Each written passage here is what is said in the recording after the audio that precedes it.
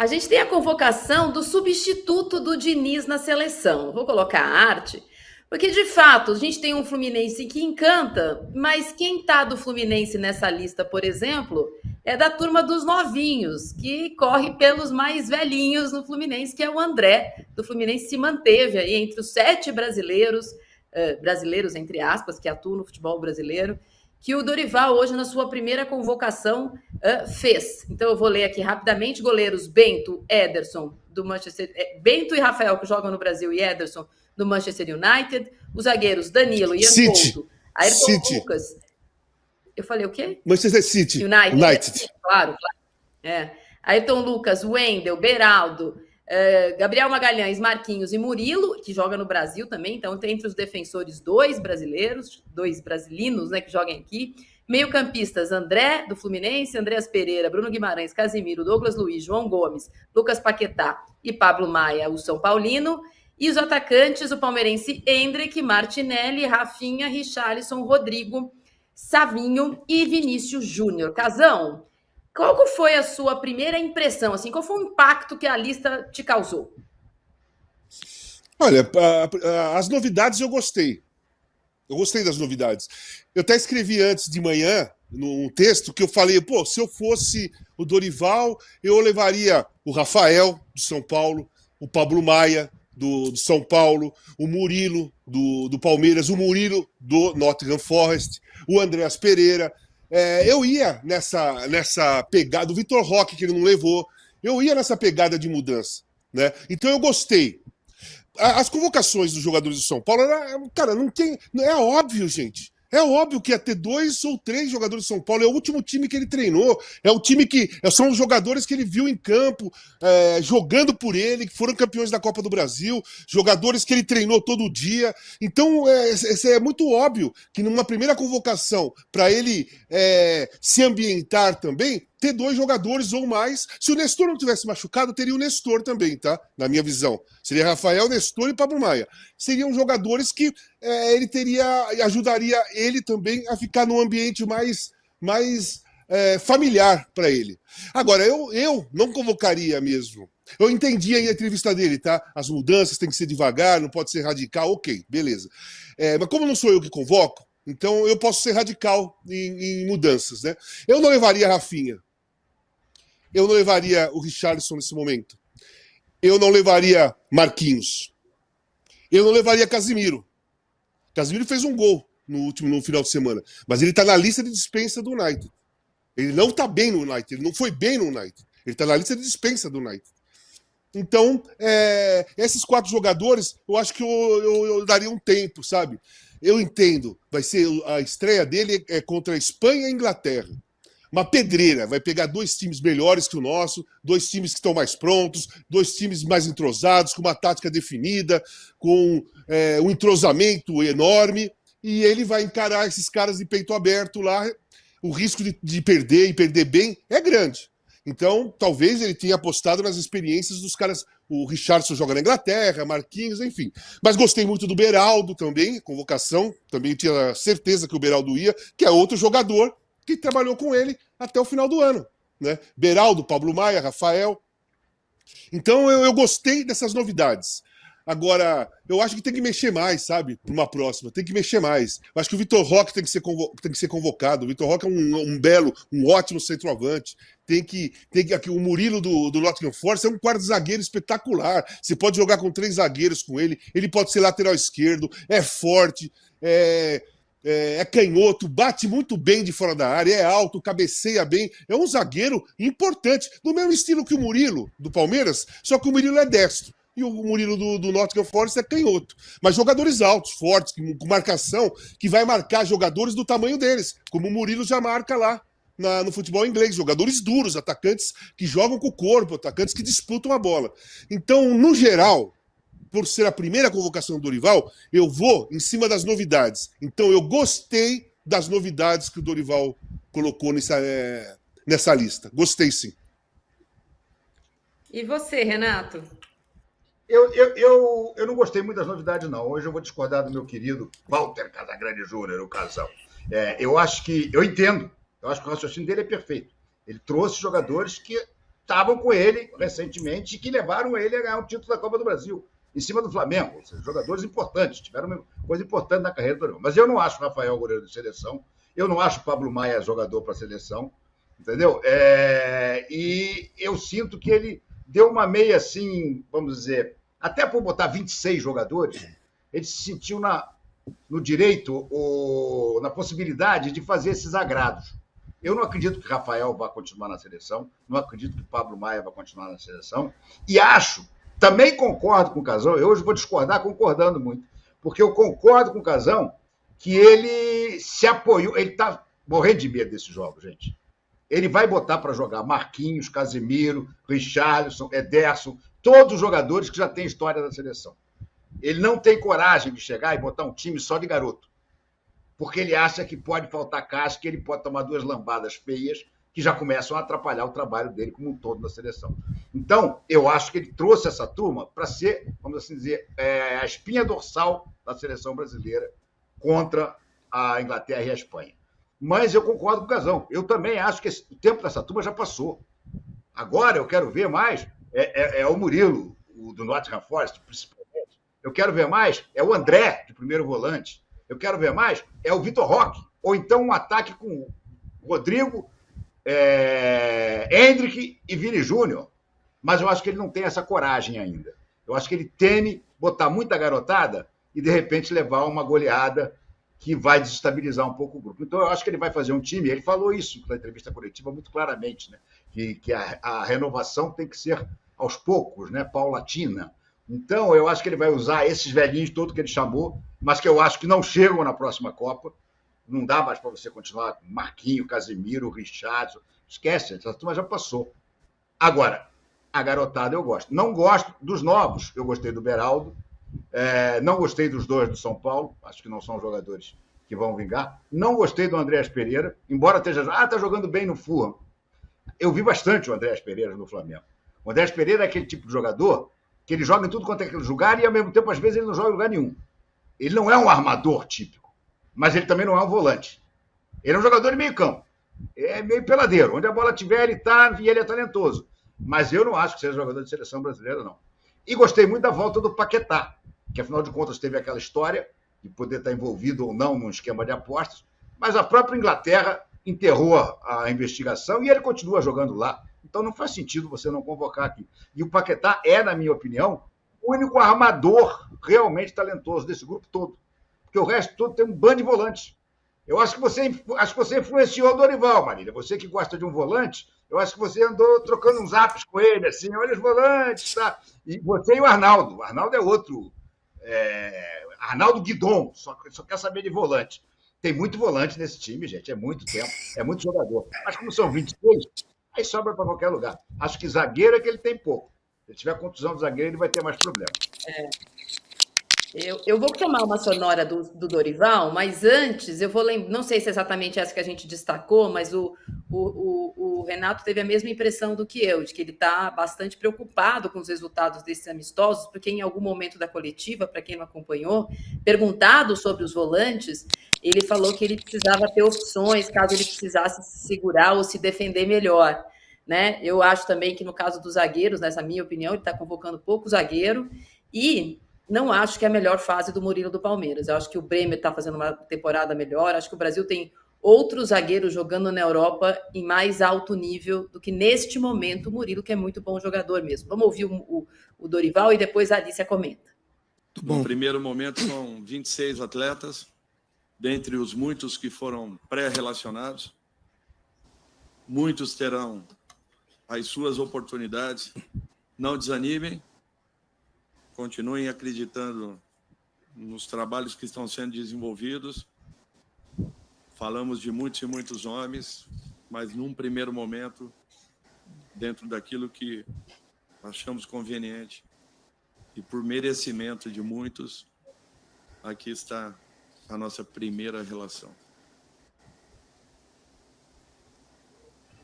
Pois é, eu concordo com o Renato e o Casão, até nas partes em que eles discordam entre si, acho que dá para a gente olhar por vários ângulos, né? Eu acho que todo treinador tem a cota da patota, né? São os jogadores que trabalharam com ele de maneira mais próxima e que ele vai trazer, que não são necessariamente os melhores da posição tecnicamente, mas são jogadores em que ele confia.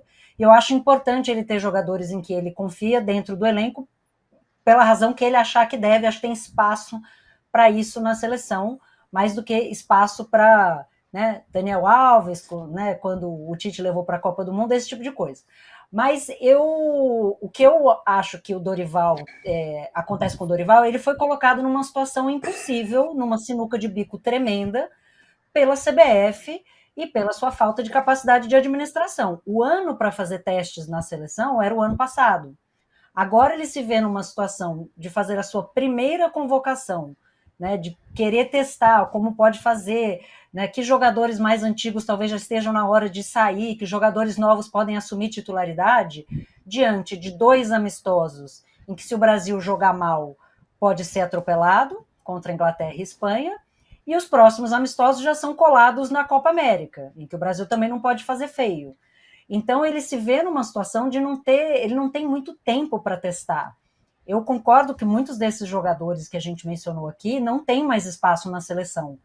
Mas como é que ele vai jogar sem esteio? Sem jogadores experientes que já vestiram diversas vezes a camisa da seleção e que pelo menos não vão sentir o peso de enfrentar uma Inglaterra ou uma Espanha. Já estão acostumados com esses jogadores no mais alto nível, vestindo a camisa da seleção. Então, acho que ele ficou meio amarrado pela situação em que ele foi colocado, pelo fato de estar assumindo a seleção agora, e a primeira lista dele ser justamente, né, contra 2 pedreiras como essas, e ele fez o que pôde para tentar dar um pouco mais de cara de Dorival. Então, se a gente olhar assim, a quantidade de convocação, o número de atacantes convocados, o número de meio-campistas convocados, e Dorival e Felipe Diniz, não, e Fernando Diniz, a gente consegue já ver uma diferença. Você já tem 7 atacantes em vez de 9. Você já tem mais gente no meio-campo, embora sejam muitos volantes, concordo.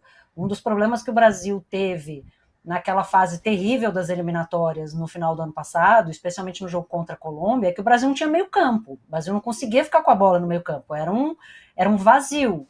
E isso ele vai precisar reconstruir. Em relação à zaga, eu concordo que o Murilo não está num bom momento. Acho um ótimo zagueiro, não só pelo fato de ser bom defensivamente, mas é um cara que ajuda na construção e faz gol. Então pode ter um pouco esse recurso também em escanteios, né, de ser um cara que consegue repor rápido a bola, colocar a bola lá na frente. E eu fiquei feliz com a convocação do Ayrton Lucas, né? O Brasil tem sofrido muito nas laterais, então dá esse espaço para ver se ele consegue brilhar, se consegue ser, né, o futuro da seleção, porque o que a gente viu na Copa do Mundo foi, né, assim, chama quem tem. E, bom, haja visto o fato de que Daniel Alves foi parar no Catar.